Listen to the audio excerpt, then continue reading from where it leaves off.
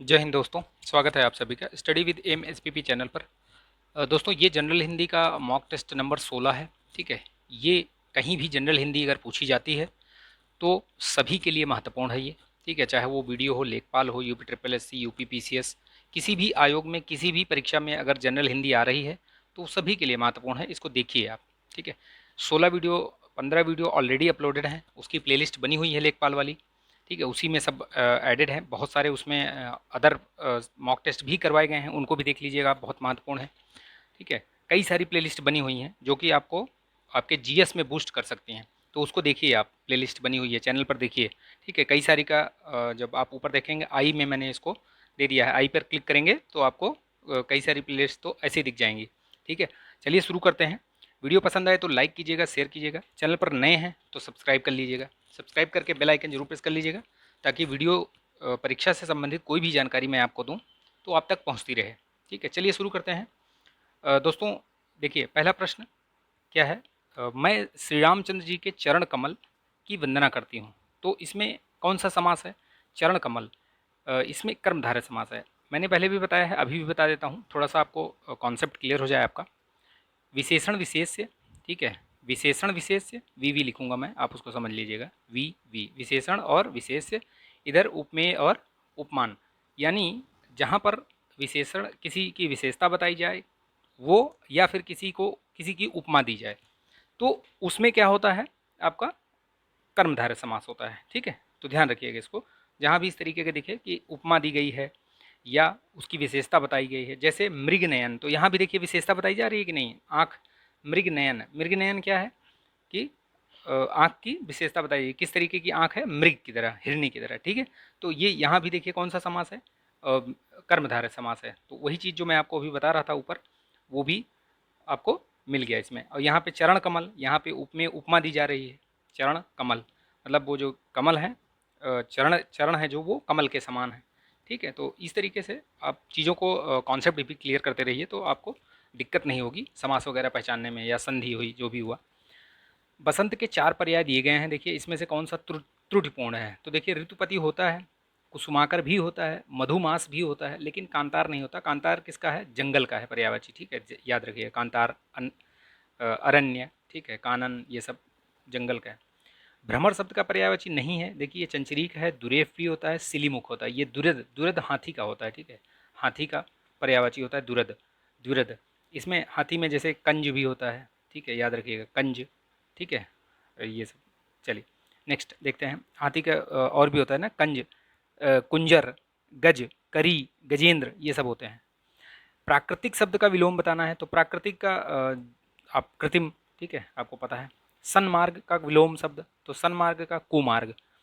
चतुष्पदी का चौपाई होता है। चौपाई इसका तद्भव है। अगर तत्सम की बात करेंगे, चौपाई की तत्सम, तो चतुष्पदी हो जाएगा वो। निम्नलिखित में से कौन सा शब्द तद्भव है? तो इसमें देखिए तद्भव शब्द कौन सा है? प्रांगण तत्सम है, उत्पादन भी तत्सम है, कष्ट तत्सम है, बच्चा। ठीक है, ये बच्चा जो है ये आपका तद्भव है। ठीक है, तद्भव बच्चा का वो क्या होगा? तत्सम क्या होगा? वत्स। ठीक है, याद रखिएगा, पूछा हो गया, ये प्रश्न पूछा गया है। नायक में कौन सी संधि है? तो नायक में अयादि संधि है। ठीक है, अयादि, तो याद रखिएगा ये अयादि संधि। अयादि में क्या होता है कि जैसे ए, यदि जो इसमें आए आपका, जैसे नायक है। ठीक है, तो नए, इसका जो वो करेंगे ना संधि विच्छेद, तो क्या होगा? नए धन अक, यानी क्या हो जाएगा? नायक। ठीक है, तो ए, ऐ, ओ, औ के साथ कोई अन्य स्वर हो, तो अगर ए है, नए है जैसे, ठीक है, और ए, ऐ, चूँकि कॉन्सेप्ट समझ लेंगे तो आपको पहचानने में दिक्कत नहीं होगी। और ओ, औ, इनके साथ कोई भिन्न स्वर अगर आए, कोई भी भिन्न स्वर, चाहे वो आ आए या जो भी आए, ठीक है, तो ए का क्या हो जाता है? ए आय में बदल जाता है, आय। ठीक है, और आय क्या होता है? आय जो है वो आय में बदल जाता है। ठीक है, आय, ध्यान रखिएगा इसमें। ठीक है, अब जैसे यहाँ आय है तो नए धन अक, यानी कि नायक, आय, आय हो जाएगा। ठीक, इसी तरीके से ओ और औ, तो ये ओ का अव हो जाता है, और जैसे पो धन अव, ठीक है, पवन, ऐसे करके ना, तो ये याद रखिएगा, इसमें आव हो जाता है और आओ का आओ हो जाता है, तो ये दोनों चीज़ ध्यान रखिएगा, तो आपको अयादि संधि जो है पहचानने में दिक्कत नहीं होगी। चलिए नेक्स्ट देखते हैं। जिसके नायक हो गया, ठीक है। जिसके बिना कार्य ना चल सके, तो क्या है वो? अपरिहार्य, ठीक है। जिसके बिना कार्य ना चल सके, अपरिहार्य, याद रखिएगा, ठीक। जो कठिनाई से समझ में आवे, तो क्या है वो? दुर्बोध है, समझ में ना आवे। अरण्य रोदन का मतलब होता है कि निरर्थक, ठीक है। अरण्य रोदन मतलब निरर्थक। नेक्स्ट प्रश्न देखते हैं। शैतान की आँख, शैतान की आँख का मतलब होता है कि बहुत लंबी वस्तु कोई, ठीक है, बोले ख़त्म ही नहीं हो रही है, ठीक। निम्नलिखित में से एक शुद्ध वाक्य नहीं है, तो एक देखिए इसमें कौन सा नहीं है शुद्ध वाक्य। उसने केवल मुझे निमंत्रित किया, ठीक है। सभी को देश की संस्कृति का सम्मान करना चाहिए, बिल्कुल सही बात है। आपने उसे टका सा जवाब दे दिया, ठीक है। शिष्य गुरु जी के पैर में गिर पड़े, तो देखिए यहाँ पे ये डाउट हो रहा है, क्योंकि इसमें क्या हो रहा है कि पैर में गिर पड़े ऐसा नहीं होता है, ठीक है। चरणों पर गिर पड़े, मतलब में नहीं होता है, पर होता है बेसिकली, ठीक है।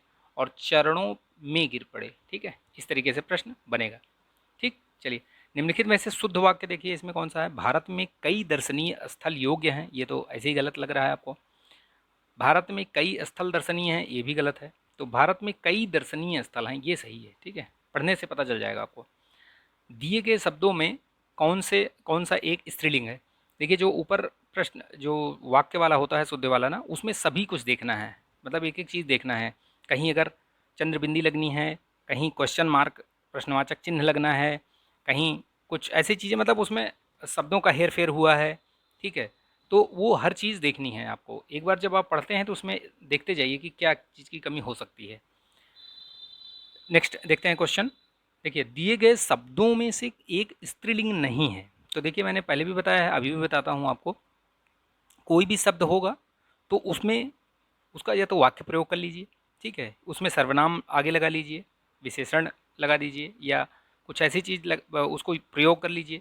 जैसे अब इसमें रामायण क्या है, ठीक है, स्त्रीलिंग नहीं है, तो बोलते हैं रामायण पढ़ी जाती है, ठीक है। मछली होती है, ठीक है, मछली पानी में रहती है। मकान होता है, प्रार्थना की जाती है, तो मकान होती है ऐसा तो नहीं होता, ये मकान है, ठीक है। तो ये मकान जो है होती है नहीं, मकान होता है, तो यानी कि इसमें पुल्लिंग कौन सा होगा? यही वाला हो जाएगा, यानी स्त्रीलिंग नहीं है। निर्विभक्ति के रूप में के आधार पर बहुवचन शब्द इसमें से ढूंढना है आपको कि कौन सा है। तो निर्विभक्ति जो है यानी विभक्ति रहित के रूप में, तो इसमें लड़के होगा, ठीक है, ये होगा लड़के। वह मुझसे अलग रहता है, तो इसमें मुझसे मैंने पहले बताया, जब अलगाव वाला बोध हो आपको तो उसमें क्या होगा? अपादान होगा, ठीक है। अलगाव के उसमें से द्वारा जो होगा वो अलगाव के बोध में अपादान कारक होगा।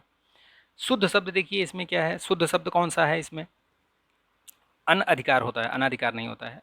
अहिल्या नहीं होता है, ठीक है, अहल्या होता है। और ये अंतर ध्यान होता है, अंतर ध्यान नहीं, ये जो ये वाला लिखा है अंतर ध्यान, ठीक है, अंतर्धान ऐसे लिखा है, ये ध्या नहीं होगा, ये मतलब या नहीं होगा, ये आधा पूरा धा होगा ऐसे, अंतर्धान, ठीक है, अंतर्धान, ध्यान रखिएगा, ये कई बार कंफ्यूजिंग हो जाता है और गलत हो जाता है, तो या नहीं होगा उसमें, ठीक है, पूरा धा होगा। तो इसका जो करेक्ट आंसर होगा वो होगा उपर्युक्त, ठीक। जो लोग लिख देते हैं ना उपरोक्त, वो गलत शब्द है, उपरोक्त नहीं होता है, उपर्युक्त होता है, ठीक है। कहीं भी लिखिएगा तो उपर्युक्त लिखिएगा, नहीं गलत हो जाएगा। अशुद्ध शब्द देखिए इसमें से, अशुद्ध शब्द कौन सा है? तो देखिए इसमें अनसूया ठीक है, ऐनक भी ठीक है, संशय भी ठीक है। संकट, संकट थोड़ी होता है, संकट होता है, यानी कि उसमें चंद्रबिंदी होनी चाहिए थी ना, नहीं, ठीक है। पंच का अनेकार्थी शब्द नहीं है, तो पंच मतलब 5 लोग भी होता है, निर्णय करने वाले पंच होते हैं ना, वो सब ग्राम सरपंच को भी कहा जाता है। पंचानन नहीं होता है, इसका करेक्ट आंसर डी। देखिए इसको पढ़ लीजिए, गद्यांश है ये, गद्यांश, इसको एक बार पढ़ लीजिए आप, वीडियो को पॉज करके, छोटा ही है, इससे 2 ही प्रश्न हैं, ठीक है। आगे देखते हैं प्रश्न। देखिए कौन सा शब्द अन उपसर्ग से नहीं बना है? तो देखिए इसमें कौन सा शब्द अन उपसर्ग से नहीं बना है? तो ये अनुपकार तो बना हुआ है, अन धन उपकार अनुपकार, ठीक। बाकी अनधन उपम अनुपम ये भी है, अनुधन उपयोगी अनधन उपयोगी अनुपयोगी, अनपढ़ नहीं है, ठीक है। तो याद रखिएगा इसको। मनुष्य तभी सुखी कहा जा सकता है जब उसे आत्मिक ज्ञान हो। आप देखिएगा उसमें पढ़ के तो आपको पता चल जाएगा ये। आपने जब यहाँ पढ़ा होगा ना, देखिए यहाँ पे लिखा हुआ है कि मनुष्य जो है तभी सुखी होता है। ये लिखा ना, मनुष्य तब तक सुखी नहीं बन सकते जब तक कि मनुष्य को आत्मिक ज्ञान ना हो। तो यहाँ पे आत्मिक ज्ञान होगा, ठीक है। सुख साधन का विग्रह और समास, तो सुख के साधन या सुखों के साधन, ठीक है, ये तत्पुरुष समास होगा, ठीक है। इस तरीके से 25 प्रश्न मैंने यहाँ आपको हल करवा दिए हैं, व्याख्या भी बता दी है, जहाँ ज़रूरत हुई मैंने थोड़े बहुत कॉन्सेप्ट भी बताए हैं, ठीक है। तो आप लोग इसको देखिए, लाइक कीजिए, शेयर कीजिए, ठीक है दोस्तों में। चैनल पर नए हैं तो सब्सक्राइब भी कर लीजिएगा, ताकि वीडियो जो भी मैं डालूँ, परीक्षा से संबंधित कोई जानकारी दूँ या वीडियो डालूँ कोई सा भी, तो आपको उसकी जानकारी मिलती रहे। टेलीग्राम चैनल ज्वाइन कर लीजिएगा, उसमें पीडीएफ वगैरह मैं शेयर करता रहता हूँ, कुछ क्विज़ वगैरह भी कराता रहता हूँ उसमें, तो उसको आप ज्वाइन कर सकते हैं, ठीक है। चलिए मिलेंगे नेक्स्ट वीडियो में, तब तक के लिए अपना ध्यान रखिए, स्वस्थ रहिए, मस्त रहिए, बिंदास रहिए। जय हिंद।